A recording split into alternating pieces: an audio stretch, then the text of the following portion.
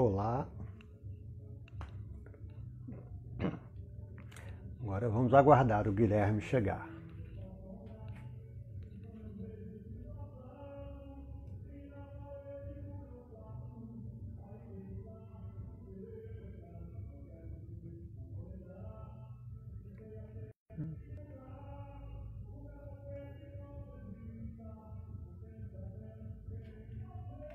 Namastê. Olá, Rose. Tânia. Olá, Elza.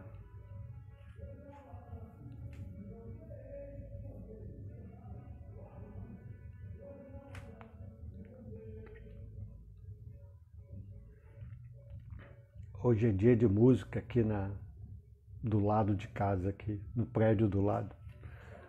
Mas vai acabar daqui a pouquinho. Como é que tá? Tá muito barulho aí? Vocês estão me escutando bem?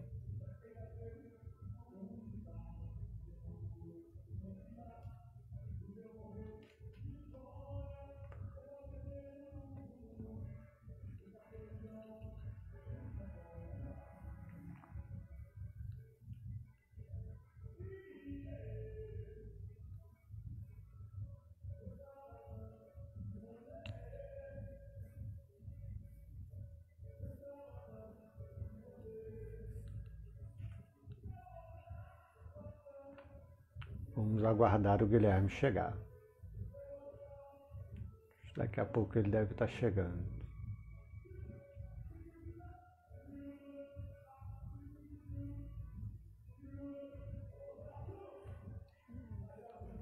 Oi, Thiago.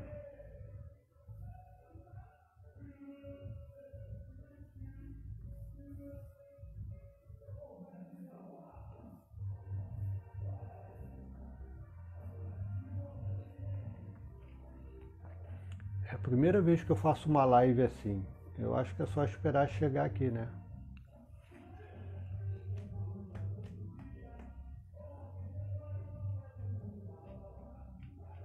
Oi, Regina, que bom que você está aqui. Oi, Cláudia. Os amigos estão chegando. Oi, Glória.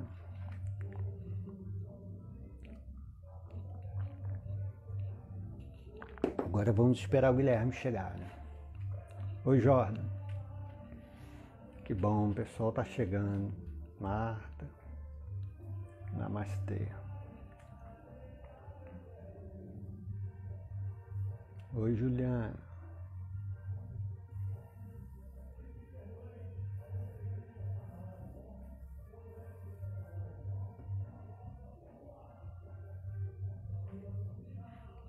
Boa tarde, Juliana.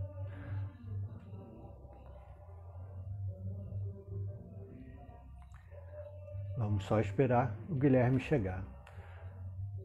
Eu gosto muito do Guilherme. Guilherme é um jovem muito estudioso, um filósofo, escritor, um pesquisador assim da cultura oriental. Já levou vários grupos para a Índia. Apesar dele ser muito jovem, já há alguns anos ele leva grupos para a Índia. As pessoas gostam muito. É uma dedicação profunda ao estudo da meditação, à prática do yoga. Uma pessoa bem legal. Gosto bastante do Guilherme. Ele veio aqui ano passado, acho que foi ano passado. Talvez 2018. Ele deu uma palestra muito boa aqui no Espaço Hermógenes da Barra. Tinha bastante gente, foi um dia muito, muito legal, muito auspicioso. Ele tem uma energia bem legal. E é um jovem, né? Brincalhão, bastante divertido.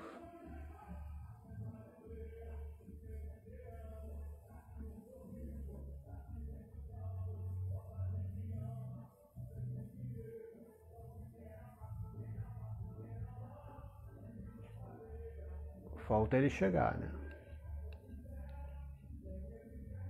Vamos aguardar ele chegar. Como é que está o som aí? Me informe, por favor. Estão me escutando bem? Estão escutando a música lá fora? Hoje tem show lá fora, mas está acabando daqui a pouco. Oi, Marise. O som tá bom? Dá para escutar bem? Natu Rafaela. Ah, que ótimo, tá bom.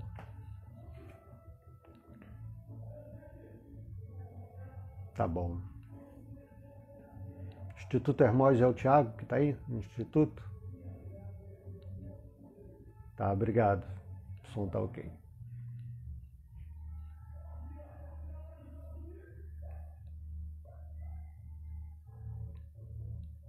Tá. Quem é que tá aí do Instituto? É o Thiago? É o Felipe? Ou o Rodrigo?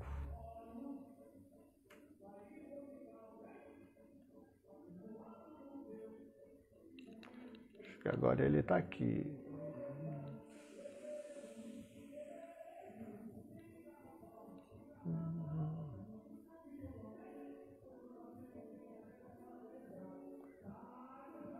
Não, acho que ele não chegou ainda não. Ah, chegou.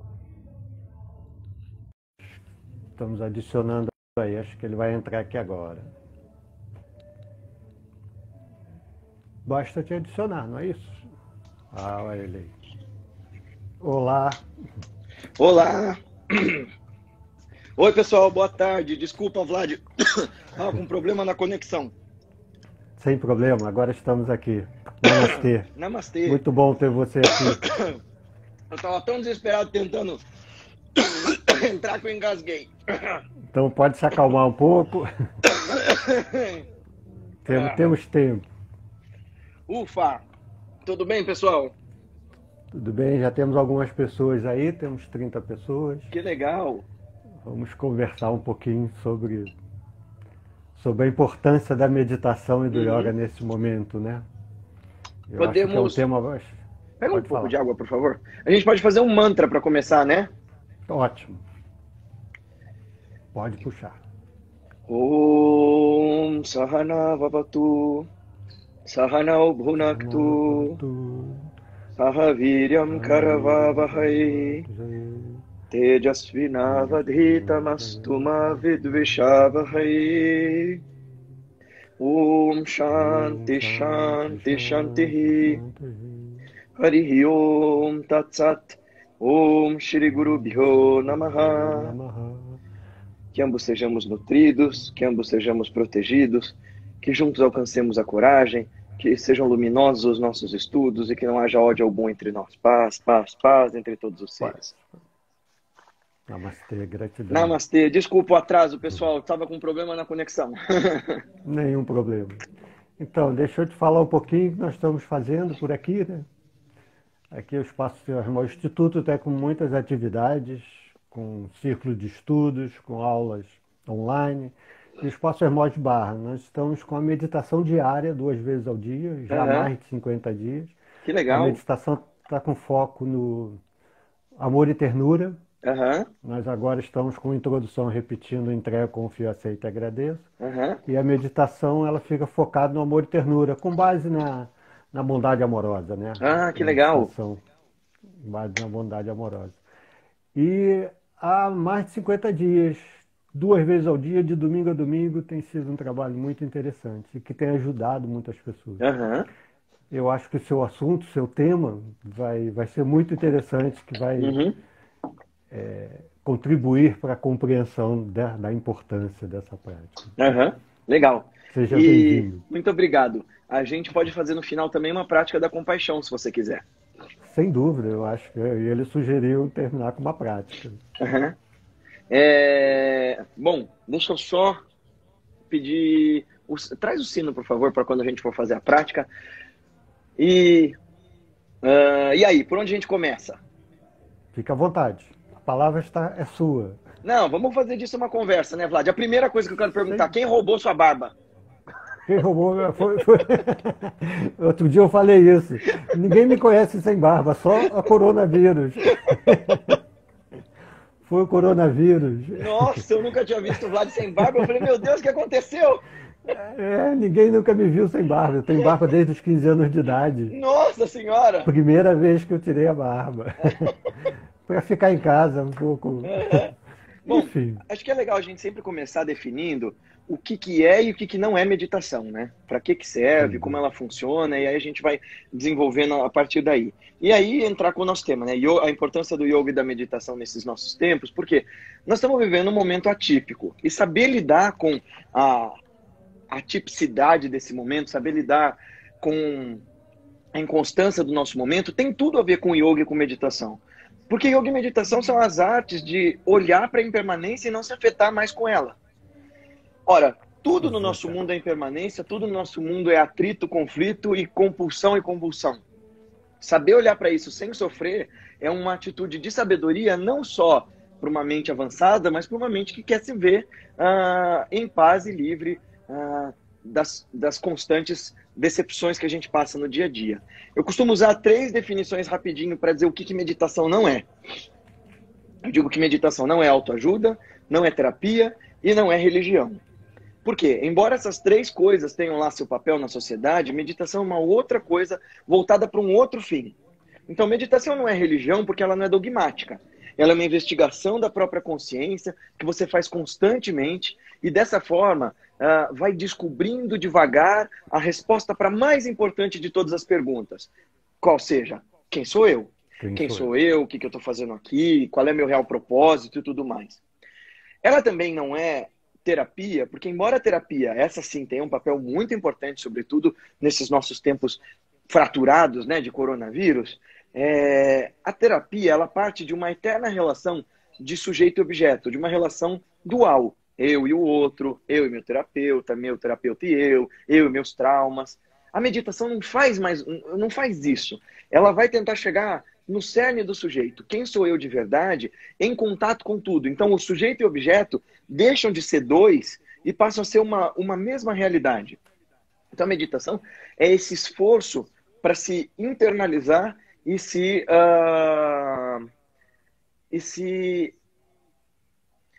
encontrar consigo mesmo da sua mais bela forma.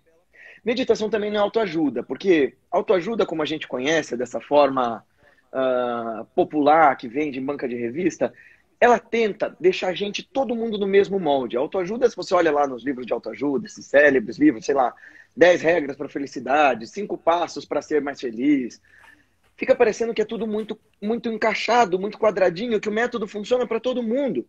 A meditação, embora seja há inúmeros tipos de meditação, mas embora, vamos supor, que eu e o Vlad façamos parte de uma mesma satsanga, de uma mesma sampradaya, uma mesma tradição.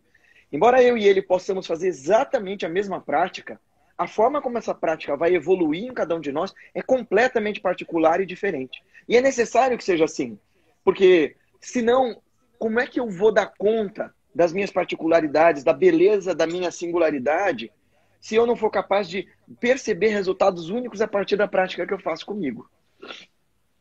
Bom, mas aí a pergunta que fica é, então o que é meditação então? Né? Se a gente explicou o que ela não é, meditação é esse esforço para se encontrar no agora, é trazer a sua mente numa atitude positivamente, psicologicamente falando, uma atitude positiva de se estabelecer no agora, e é uma ginástica da consciência. Porque no Ocidente, a palavra meditação é um pouco problemática, né? Porque em filosofia a gente usava a meditação desde os gregos para se referir a uma reflexão, a um ato de elaborar uma ideia, de pensar a respeito de algum assunto. Mas meditar, na verdade, talvez a palavra para a nossa língua aqui melhor compreendesse o que a meditação faz, é contemplação. É um ato de se entregar no momento. Bom, e como é que a gente faz isso, né? Esse é o processo. Essa ginástica da consciência é por diversas vias. Cada vez que a minha mente escapa, eu trago ela de volta. Eu trago ela de volta. Então a gente poderia pensar que meditação é um adestramento da mente. Mas eu não gosto dessa ideia de controle ou de adestramento ou de forçação de barra. Eu penso... Estou com um pouquinho de problema de garganta. Eu penso que talvez a forma mais bonita de descrever meditação seja apaziguamento. Autoapaziguamento, ou seja, trazer paz para dentro.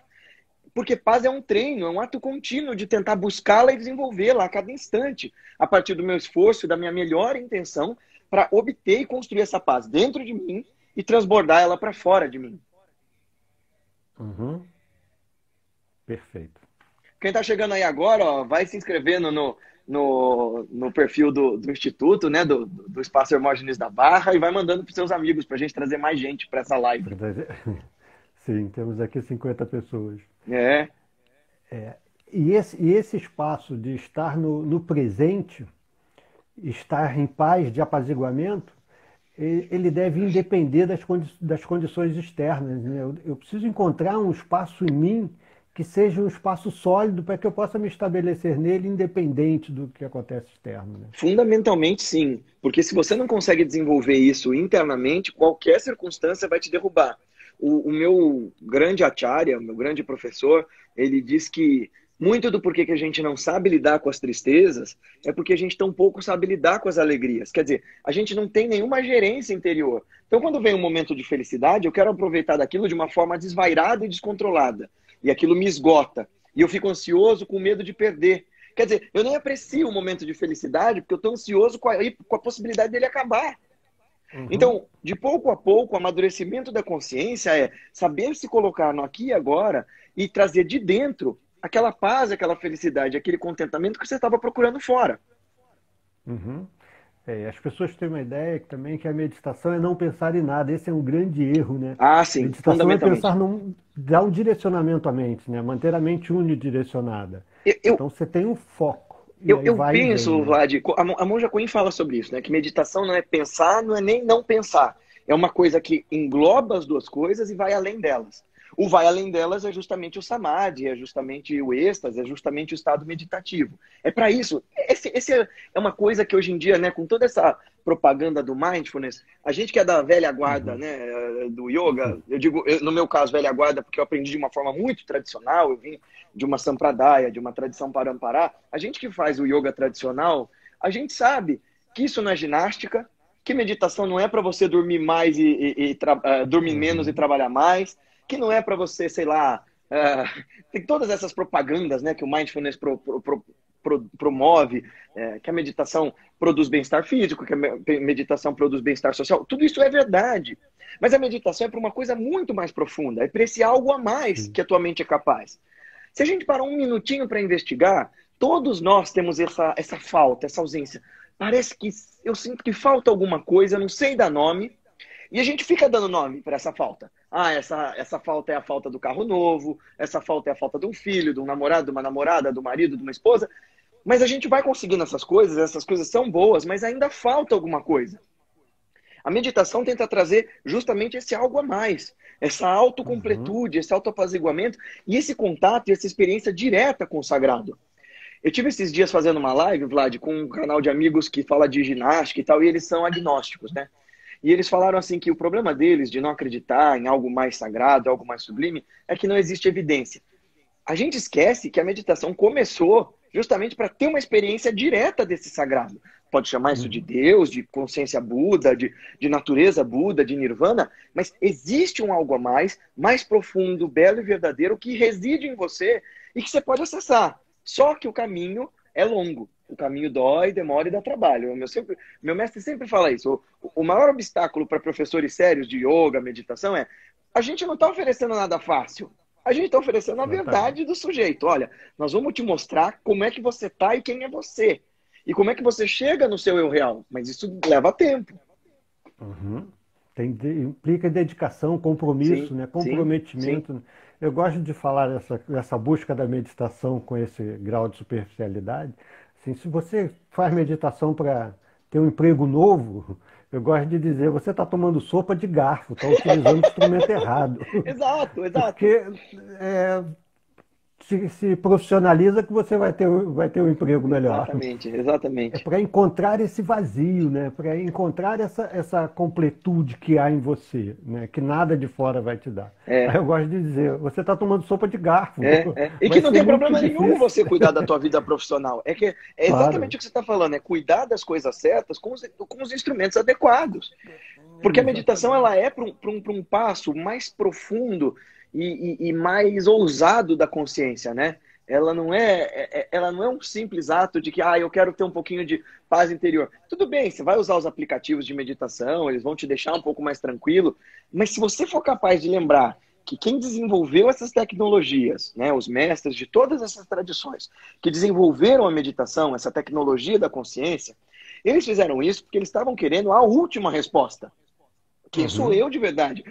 Quer dizer, quando o Buda sentou para meditar, quando o Shankara sentou para meditar, Narayana, sei lá, tem um pessoal falando Om Sai Ram, né? O pessoal, quando o Swami ensinou os ensinamentos dele, quando Sai Baba ensinou os ensinamentos dele, o que eles estavam tentando nos ensinar era como sair de todo o sofrimento. Né? Não era para resolver o problema da ansiedade ou da falta do emprego.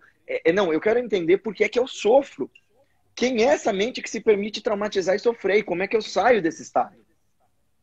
E é perfeitamente possível, né?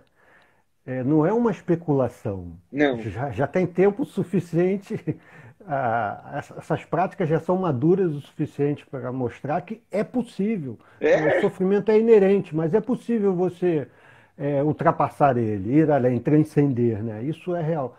Agora, eu também gosto de falar que, ainda assim, se você quer aliviar, ter um pouquinho de paz, para você escalar a montanha, todos os passos são importantes. Sim, então, sim.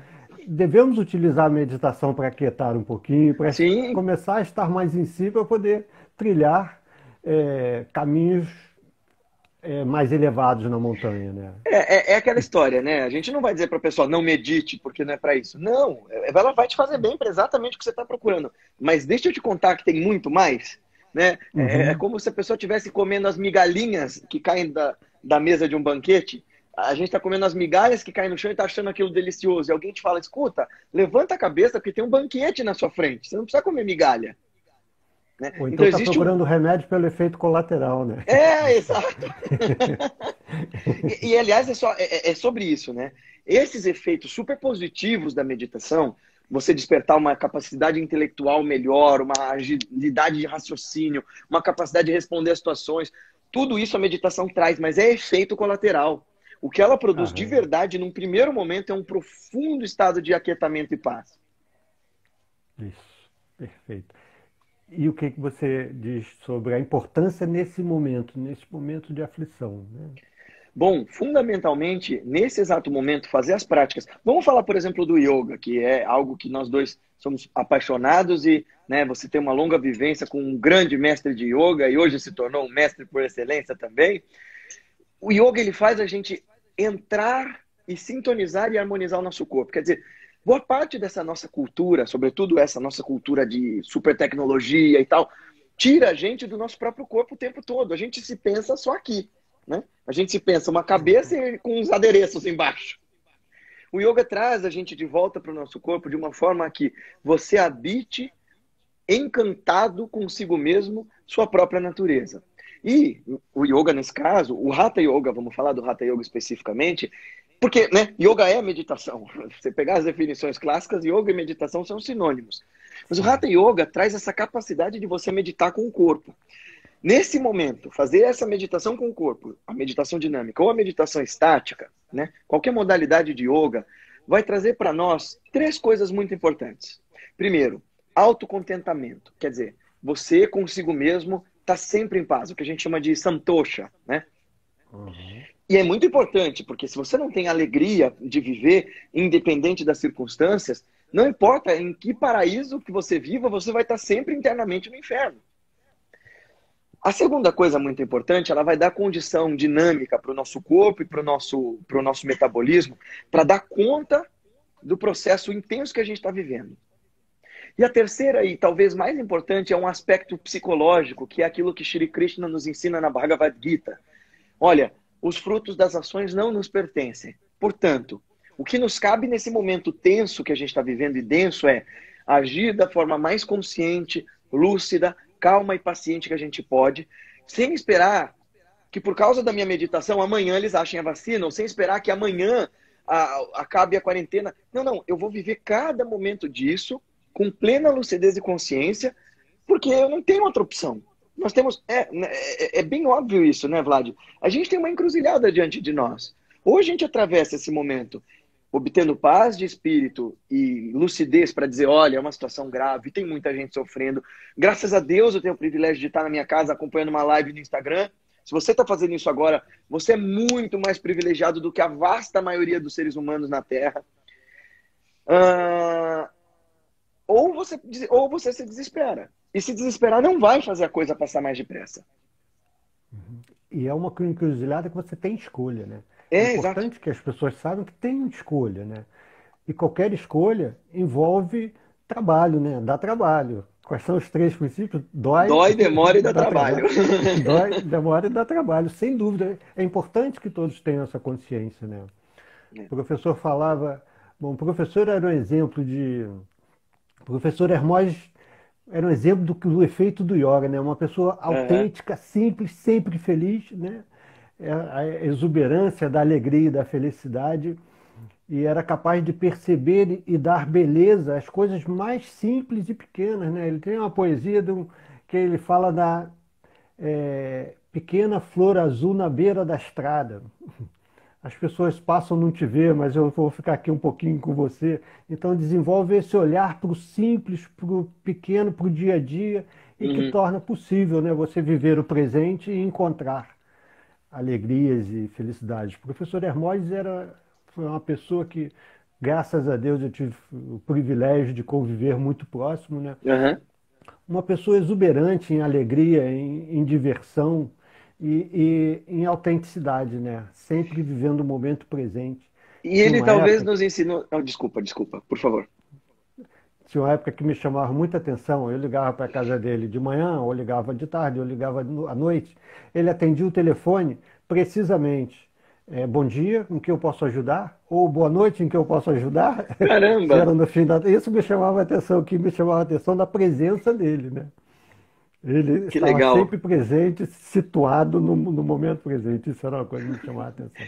Eu te E, interrompi, e desculpa. talvez, não, talvez a lição mais luminosa que o professor deixou para esses nossos tempos, que é a grande urgência que os bons pensadores têm apontado para nós, né, os bons filósofos contemporâneos, que nem o Satish Kumar, o Michael Schumacher, todos esses caras, o próprio Mathieu Ricard. Não é, o Michael Schumacher não é o corredor, tá? É o filósofo. É, é John Schumacher, aliás, acho. John. Que é o grande amigo do Satish Kumar.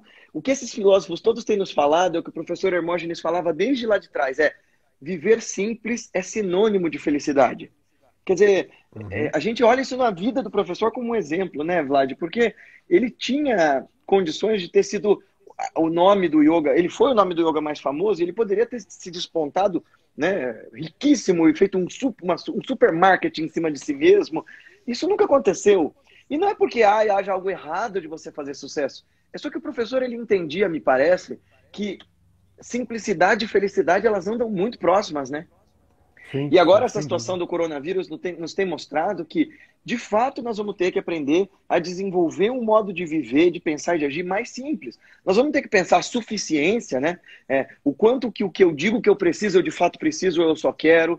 O quanto que aquilo que eu fico desesperado para obter, na verdade, é só demanda do meu ego. O quanto que eu tirar do outro em detrimento de ter para mim realmente não é um problema.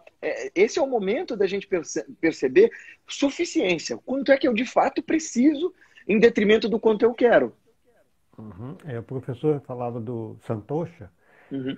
ele definia assim, o sentimento de bastante. E que se você não desenvolve esse sentimento de bastante, a insatisfação da vida te engole, né? Nossa, é isso.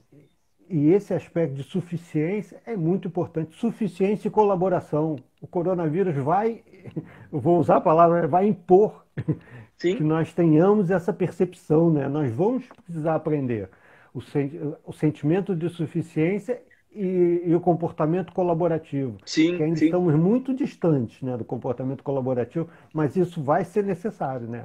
Já está sendo Não existe necessário. outra alternativa, né, Vlad? Ou a gente aprende isso ou a gente sucumbe como espécie. Né? Não Sem existe dúvida. outra via.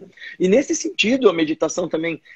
Tem uma passagem muito legal da biografia do Osho, que é um mestre bastante controverso, né?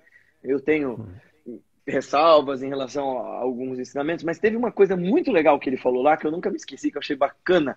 Ele diz assim que a coisa mais fantástica que ele descobriu com a meditação é que naturalmente ela vai te trazendo as virtudes que do contrário a gente aprende na marra. Ou seja, ele disse assim, a coisa mais fantástica que a meditação me ensinou foi que enquanto eu meditava, naturalmente eu me tornava compassivo, naturalmente eu me tornava bondoso, naturalmente eu me tornava atencioso. Quer dizer, nenhuma religião ensina dessa maneira, né? Primeiro acende a luz e depois... Ele dá o seguinte exemplo, é como se você estivesse num quarto escuro e tropeçando nos móveis. E alguém dessas doutrinas todas dizendo que você tem que isso, tem que aquilo, dissesse, para de tropeçar, para de tropeçar. Quando na verdade era só acender a luz e você ia parar de tropeçar. Acende a luz primeiro e ninguém vai tropeçar mais. Então ele diz, o legal da meditação é que as virtudes que as pessoas ficam se esforçando tanto para desenvolver na marra, a meditação ela vai fazendo florescer na gente naturalmente. Porque quando eu começo a identificar dentro de mim que não existe tanta diferença assim entre eu e o outro, que o outro é um alter ego, né? Um outro eu, uma extensão de mim tão digno de boa vontade, de compaixão, de carinho, de amorosidade, quanto eu me julgo ser, se torna natural que a minha felicidade e a do outro seja uma prioridade sinônima. Sem dúvida. E aí é fácil falar de fé, né? Deixa de ser uma Sim, crença, passa a ser uma fé. Naturalmente eu sou fiel a esse princípio que eu reconheci. Não tem um esforço, né? exato, exato. E aí eu tenho uma relação de fidelidade, né? De autenticidade e naturalidade, né? E, na verdade, para que a transformação ela seja significativa, né, Vlad? Ela não pode ter esforço. Se a transformação é para melhor, ela não pode... Ou seja, não é que ela... O processo da transformação dói, demora, dá trabalho, exige muito Uhum. esforço. Mas o despertar da consciência, o despertar para uma sabedoria nova, para um entendimento novo,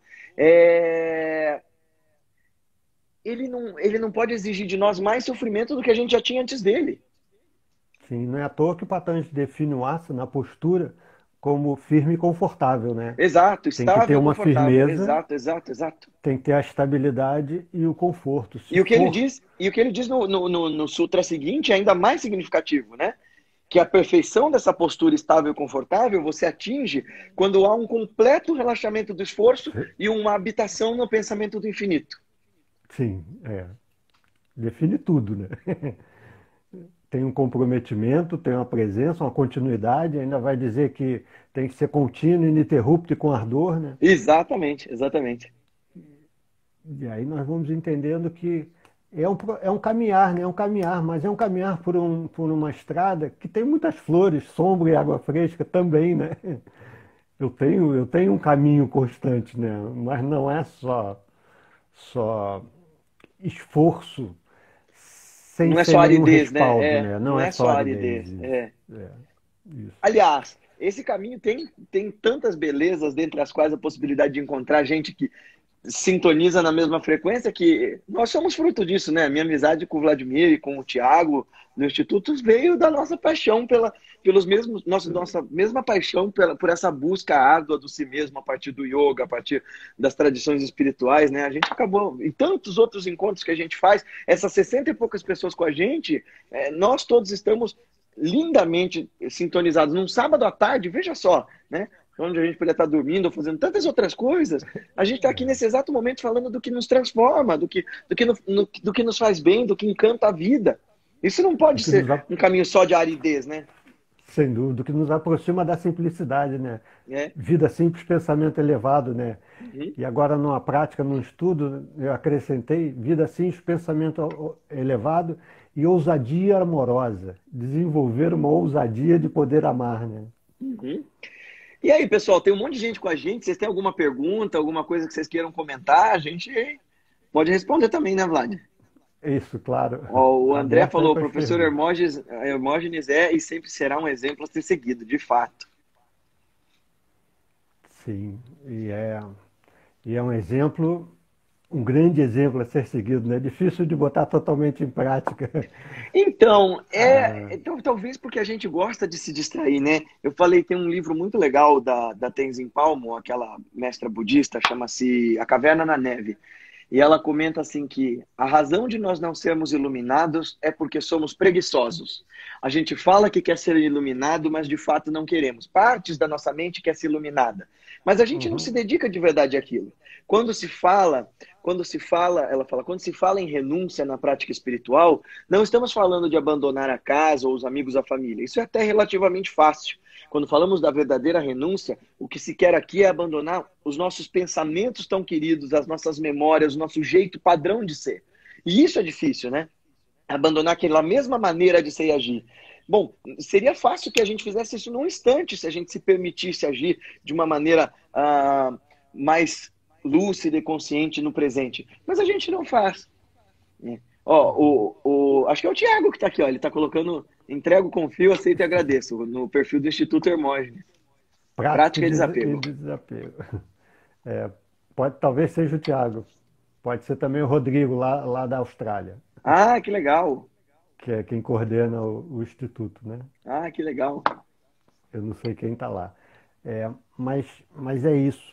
Agora, o professor Hermógenes tinha uma característica da dedicação ao próximo, que era uma coisa incrível. Eu tenho uma passagem inesquecível de um momento de eu estar com ele na casa dele, ele já bem, bem velhinho, e era uma tarde quente, um final de tarde bem quente, e ele estava um pouco caidinho na cadeira, eu ajustei ele, acomodei a almofada nas costas dele e perguntei: professor, o que eu posso fazer para o senhor ficar um pouco mais confortável? O que o senhor precisa? Aí ele veio com a mãozinha dele, botou a mão assim no meu peito. Seja feliz, só isso que eu preciso para eu ficar confortável. Nossa Senhora! Esse é um momento inesquecível na minha vida. Essas saídas que ele tinha em prol de querer o bem do outro, era uma coisa assim que... E esse foi um momento inesquecível, porque ele estava ali numa condição um pouco desconfortável, eu só coloquei uma almofadinha, e aí ele, só o que eu preciso para ficar confortável, seja feliz. É isso que eu preciso. Isso é muito intenso, né? A Kátia escreveu aqui, ó, como é difícil nos livrar desses padrões do pensamento. Aí que tá. Aí que entra a importância da meditação, porque ela vai te mostrar, Kátia, que, na verdade, o difícil é você entender que você não é esses pensamentos, esses padrões. É por isso que a gente sofre, a gente continua se apegando e se identificando com os nossos planos para o futuro, com os nossos remorsos com o passado, as nossas saudades do passado, ou com a nossa fricção mental. A coisa toda volta para o agora e entenda, você não é esses pensamentos, você não é esse movimento intenso da mente. Se você for capaz de, durante uma prática, por um segundo, perceber que você não é esse padrão, eles são automáticos porque nós somos condicionados assim. A nossa mente é estimulada, é condicionada dessa forma, ela é adestrada de determinada maneira.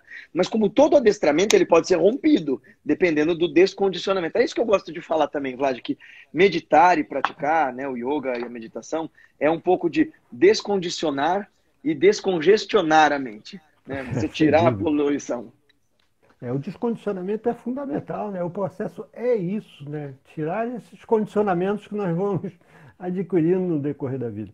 Eu acho que esse momento de quarentena, esse momento de recolhimento, por exemplo, minha esposa e minha filha, nós estamos dentro de casa sem sair desde 15 de março. Uau! Adaptação e não tem jeito. Eu sei que as pessoas acham que as pessoas têm necessidade de sair, né? Claro, eu vejo o mar, o lugar que eu mais gosto, não é que eu mais gosto, mas um lugar que eu gosto muito, caminhar na beira do mar. Eu estou esses dias todos, eu vejo o mar, mas não vou lá botar meu pé na areia do mar. Então, entregar, confiar, aceitar e agradecer, se submeter. Não é ninguém que me impôs, o universo que pôs isso. Né? Há uma imposição do universo, não é fulano ou beltrano, né? Então, o Ramana Maharishi fala isso, né? O Ramana Maharishi fala para nós que existem duas maneiras de você chegar lá naquele lugar da iluminação. Ou você vai pela via do raciocínio, né? Quem sou eu? Ou você vai pela entrega. Só que tem um problema na entrega. As pessoas dizem, ai Deus, eu me entrego. Ai universo, eu me entrego. Ó, prática, eu me entrego. Mas, agora que eu me entreguei, faz as coisas do jeito que eu quero.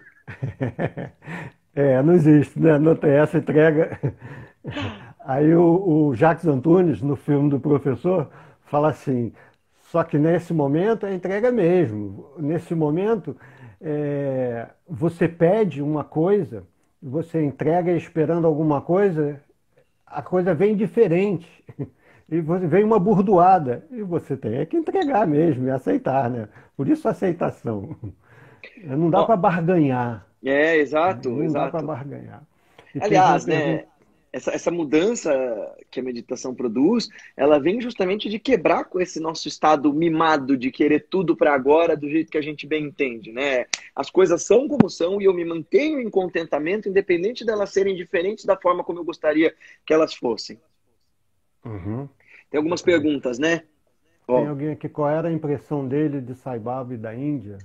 do Foi professor. dito que deve ser do professor, né? Mauro que Ó, pergunta. assim, ó, quantas vezes o professor Hermógenes esteve na Índia? Tinha uma ligação forte com Sai Baba. Aí ele colocou de É, novo. Qual era a impressão dele de Sai Baba e da Índia? tá. Então, o professor Hermógenes foi muitas vezes, eu não vou saber precisar quantas vezes, ele foi muitas vezes. Depois que eu fui à Índia, em 92, a primeira vez, o professor Hermógenes acho que ainda foi, já tinha ido pelo menos 20 vezes, muitas vezes. O professor Hermógenes foi quem trouxe o Sai Baba para o Brasil.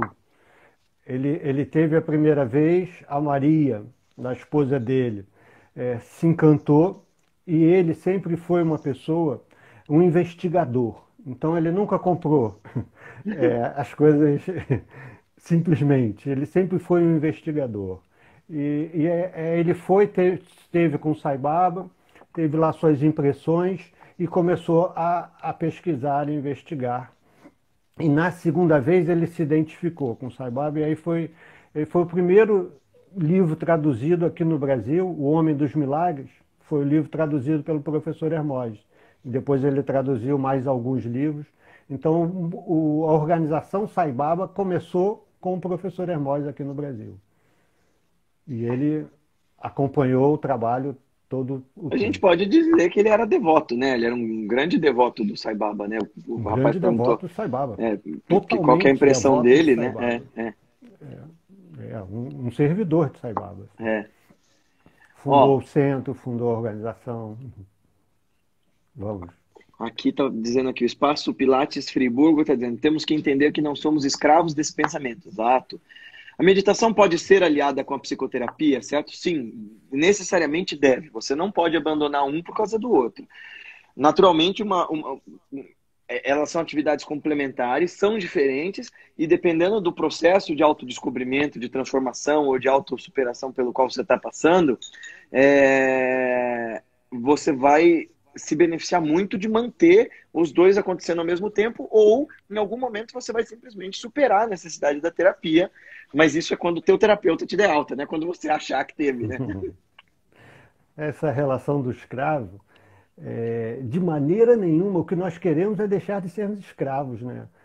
A ideia do amor incondicional, do amor sem esperar nada em troca, é a ideia que nos permite a libertação, deixar de ser escravo. Se eu dou um amor esperando alguma coisa em troca, eu estou dependente do Exato, retorno. Se eu estou exato, dependente do retorno, eu sou escravo exato. daquilo que vai vir ou não vai vir, que provavelmente não vai vir.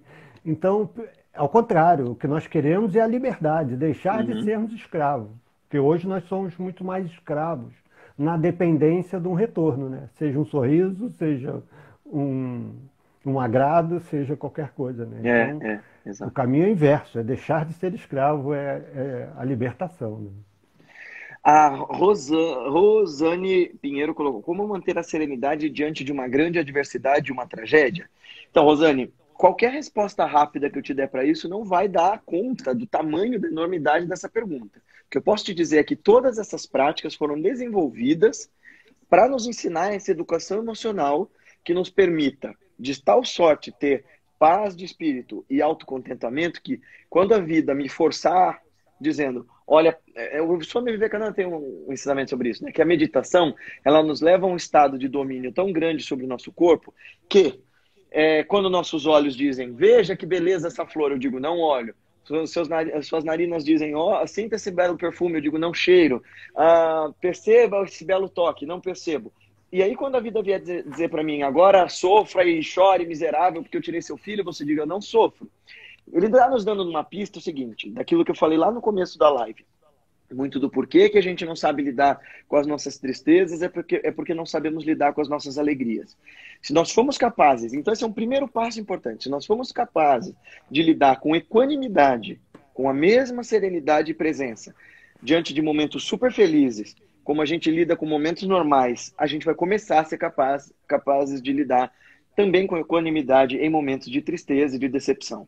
Mas isso a gente adquire com prática. Educação emocional e equilíbrio mental, a gente adquire exatamente como quem faz musculação, né? Todo dia, avança um pouquinho, é uma ginástica da consciência. E você vai quebrando as fibras, igual você quebra as fibras musculares para fazer musculação, você vai quebrando aquelas fibras duras do teu pensamento arraigado e condicionado e abrindo novos espaços para uma percepção mais certeira da realidade. O que você acha disso, Vlad? Como faz para ter serenidade diante da tragédia? Ontem, na prática de ontem, acho que foi na prática da noite, eu falei isso. É um exercício, como qualquer musculação. Quando você trabalha um músculo, você precisa trabalhar sua mente para ela estar direcionada, focada. E aí eu entrego, confio, aceito e agradeço.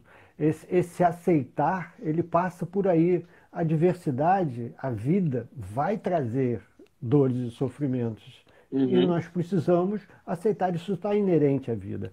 Eu queria até ler um trechinho aqui do professor, que foi um trecho que eu tirei do filme, dele falando sobre entrego, confio, aceito e agradeço.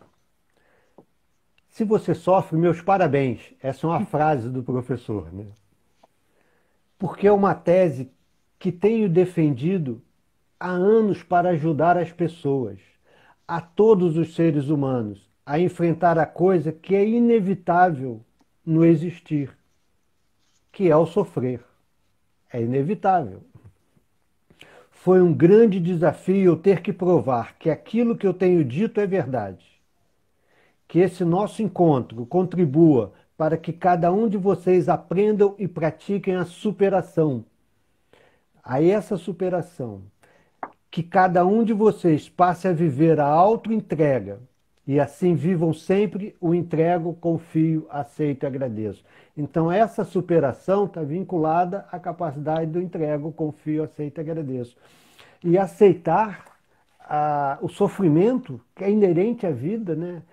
A pergunta dela foi a adversidade, a tragédia é inerente à vida, não é agora, sempre existiu, né? Isso tá inserido no contexto do viver, né? Então Tem aquela história bonita, né? Desculpa. Precisamos exercitar esse acolher com aceitação, né? Tem uma história bonita do Buda que uma mulher tinha perdido os filhos e chega para ele dizendo que ela queria que ele removesse o sofrimento dela, e ele disse: tá tudo bem. Então você faz um favor, vá de casa em casa e colha uma colher e colha um punhado de arroz de uma casa em que nunca ninguém tenha experimentado sofrimento, em que ninguém nunca tenha perdido alguém querido. E a mulher sai e ela vai vendo que em todas as casas alguém já havia perdido alguém querido, alguém já havia perdido alguém querido.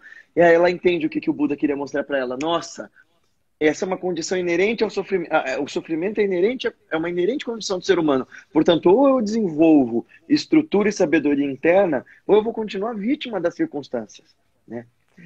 A palavra atual é resiliência, né? É titiksha, fundamental para a gente conseguir trilhar o caminho, né? Titiksha é essa capacidade de resistir ao mal interno e ao mal externo, essa capacidade de indulgência, né? E de enfrentamento das situações. A Laurinha perguntou aqui, Vlad, eu tenho feito meditação pela internet que me parece mais hipnose porque é muito guiado. Qual é a diferença? Não sei responder. Meditação não é hipnose. São caminhos diferentes. Posso tentar? Por favor, Guilherme. A hipnose, claro, ela parte de um princípio de ultra-relaxamento, de uma condução passiva do sujeito diante de uma via, né? Então, se o que você está fazendo te hiper-relaxa e vai te conduzindo para um estado de torpor, ou seja, um estado em que você não está ativamente envolvida com o processo de consciência presente, então isso é hipnose, isso não é meditação. A meditação, ainda que guiada, ela vai te trazer para a consciência plena, ela vai te trazer para o agora. E tem um problema, né, dessas meditações guiadas pela internet, justamente porque, por um lado, tem muita gente que se arvora a ensinar meditação sem ter feito um treinamento tradicional adequado, né? Quer dizer, quantos anos você pratica, Vlad? Eu pratico, eu cheguei nesse caminho em 87. Eu estou um pouquinho menos, eu tenho 12 anos só de prática. Até porque você nasceu por aí, né? Eu nasci em 93. Entendeu? A gente demorou muito tempo para começar a ensinar. Leva tempo, né? A Monja Coen brinca que demora 10 anos para você virar um monge, depois você foi ordenado. Até você virar monge de verdade leva 10 anos. Mais 10 para você virar professor e mais 10 para você virar mestre. Então leva 30 anos para você ser capaz de ensinar aquilo direito. Eu estou tentando, sou discípulo de um mestre, eu sigo uma sampradaya e tudo mais, mas saber fazer meditação de verdade exige uma série de técnicas bem elaboradas para te trazer para o presente. Ela não é simplesmente um estado de você ficar ali sendo guiado a um estado torporificado. Essa é a questão, né? A hipnose ela te relaxa tanto que você chega num processo de quase sono, né? Você entra num estado induzido de sono. Então a mente não participa mais. A meditação, na verdade, traz a mente para participar da superação da própria mente. Você não está em si, né? Num estado hipnótico, você não está em si. Você está conduzido por alguém, né? Como a meditação auxilia nos ruídos constantes no ouvido? Você que manja da parte da acupuntura também pode responder isso melhor. O Guilherme começou mencionando que meditação não é terapia, não é tratamento, né? Então, eu não vejo como sendo um instrumento que vai tratar seu zumbido no ouvido. Mas pode ser um bom instrumento de você conviver muito bem com o seu zumbido. E que se uma causa for um excesso de tensão, ele pode vir a dissolver e esse zumbido simplesmente desaparecer. Exato. Mas um dos elementos que se utiliza na meditação é desenvolver a capacidade de estar presente, observando com pequeno distanciamento. Então, o zumbido vai estar ali e você vai desenvolver a capacidade de se manter num pequeno distanciamento. Porque a tentativa de se livrar de alguma coisa já está contra o caminho da meditação, né? Exato. Porque você se estabelece e está presente. O que tem, você reconhece todas as suas mazelas, você reconhece para onde sua mente te vai, mas você continua presente. Esse é o caminho da meditação. Eu acho que o zumbido eu colocaria nesse contexto. Você desenvolver essa capacidade, essa habilidade de estar presente com pequeno distanciamento.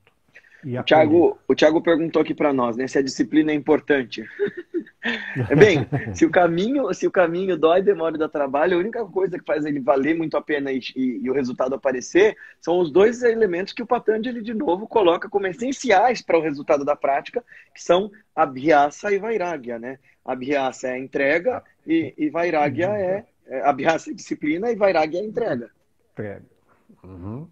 Aliás, ele define muito lindamente, né? O que é disciplina? O Vlad até citou agora há pouco. Definição de Patanjali de disciplina é algo que você faz durante longo tempo, sem interrupção e com profunda diligência, com profundo ardor. Se feito por longo tempo, sem interrupção e com longo ardor, ela se torna firmemente estabelecida. Isso é disciplina para o Patanjali. Muito bem. Gratidão, minha amiga Simone Misquier, por me levar à prática do yoga. Deixa eu ver aqui mais aqui. Tem uma pergunta que eu vou pedir para você me ajudar a responder aqui, Vlad. Boa noite, Guilherme. Entendemos religião, mas você tem religião? Ou você estuda tudo e retém o que é bom? O que você acha, Vlad?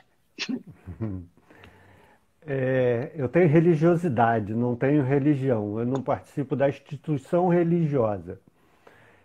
Mas a minha relação com o sagrado, ela é profunda. E por isso, ainda há pouco eu mencionei, não é uma crença, é uma fé. Então eu busco esse encontro com o sagrado, a partir desse encontro eu me estabeleço numa relação de fidelidade. Para mim esse é o caminho da religiosidade, do sagrado. A vida é sagrada, a relação é sagrada, o relacionamento humano é sagrado, né? E a vida com o que vai além, o transcendental, mas a partir de experiência, né? Você vai experienciando, reconhecendo, e a partir daí tem uma fé, se estabelece numa fé, numa fidelidade. Ó, o Agora traz a Mauro. sua. Ah, Traz a sua bem, resposta. eu não tenho nada a acrescentar sobre isso, poxa vida, né? Isso é uma resposta digna de ser pensada. Eu penso que espiritualidade e religiosidade são coisas, né? Religião e espiritualidade são coisas diferentes. Que você seguir uma doutrina porque ela te completa, não necessariamente tem que tornar você estreitamente, dogmaticamente alinhado com aquilo. Eu me afino bastante com os ideais do Advaita Vedanta, mas eu ouço sim toda a sabedoria que eu posso de todos os caminhos e me beneficio de todos eles. Eu acho que espiritualidade é algo que, religião é algo que vem de fora, espiritualidade é algo que vem de dentro, né? Se eventualmente essas duas coisas se encontram, isso se torna uma coisa profundamente luminosa e positiva. Mas se ela só vem de fora, é difícil. A pessoa acaba se tornando dependente de uma luz dos outros e que eventualmente se apaga. O ideal é você encontrar essa luz divina habitando dentro de você a partir da via que te melhor adequa. Até completando isso, o Mauro colocou aqui, né, que tem a impressão de que os caminhos do yoga, todos eles estão em nós, mas talvez tenhamos um caminho que nos chame mais atenção. Ele, por exemplo, gosta de Jnana Yoga, mas respeita todos. É exatamente isso. Na verdade, Mauro, o que os mestres explicam com essas várias yogas, esses vários yogas, diferentes pessoas têm diferentes tendências e essas diferentes tendências vão facilitar que você atravesse a porta por esse ou por aquele caminho. A questão é, uma vez que você chegue lá, na última realização, você percebe que todos são um e o mesmo. Shankaracharya, por exemplo, que foi talvez o maior dos Gyanis da tradição do yoga clássico, diria que não existe forma mais exaltada de Jnana, né, de sabedoria, do que Bhakti, que Param Bhakti é igual a Param Jnana. Então, a suprema devoção e a suprema sabedoria são sinônimas. Sem dúvida. E aí eu gosto de chamar a atenção que é importante que você tem sua afinidade, né? Nasceu num contexto, você tem um caminho que encanta e agrada seu coração. Mas é necessário entender que a busca é da unidade. E a Uhum. unidade só pode ser unidade se estiver contida toda a diversidade. Então não faz sentido que quando eu encontro um caminho que para mim faz sentido, eu começo a negar todos os outros. Exato, A exato. unidade só vai ser unidade se puder conter toda a diversidade. Todos É, os caminhos são verdadeiros. Quando chegar lá, você vai ver que todos os caminhos são o mesmo, né? exatamente. Ó, Vlad, ainda tem mais algumas perguntas. Eu acho que não vai dar tempo da gente fazer a prática, né? Porque o Instagram ele corta a transmissão Ele quando dá uma corta. hora, né? Eu não sei nem quanto tempo nós estamos Nós também. estamos, se você começou às 5, nós temos 4 minutos. Ah, então vamos Eu só a entrei, resposta. eu entrei 4 minutos atrasado por causa da internet, né? Eu devo ter começado às 2 para as 5. Ah, então, ixi, então nós estamos quase no fim. Então vamos olhar as últimas perguntas, pessoal. E aí É, vocês participem das meditações todos os dias, né, Vlad? Que todos os horas? dias aqui no Espaço Hermós, 10h30 da manhã e 8h30 da noite. De domingo a domingo, ininterrupto. Ou você Focada se no. inscreve também, se inscreve aqui no perfil do Instituto. E que quem quiser acompanhar o nosso trabalho, tem lá o nosso canal no YouTube, é Guilherme Romano. Uhum. De domingos a gente tem as aulas da Bhagavad Gita no Instituto Revolução de Si. Então quem quiser assistir, manda um inbox aqui no meu perfil, a Patrícia fala com vocês. Vocês podem entrar no curso das cartografias espirituais ou no curso da Revolução de Si às quartas-feiras.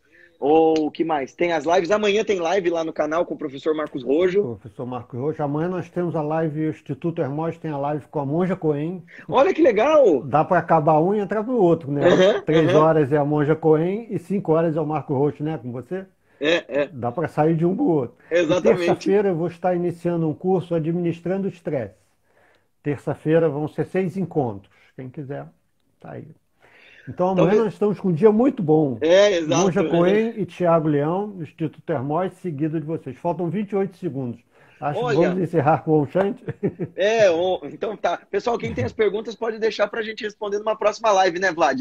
Vou convidar o Isso. Vlad pra ir lá no nosso perfil, eu volto aqui também, tá bom? Tá ótimo. Muito obrigado, Eu Guilherme. que Foi muito bom. agradeço. Muito obrigado, Vlad. Desculpa de novo o atraso. Não tem que. Om Shanti Shanti, Shanti Shanti, Shanti. Shanti.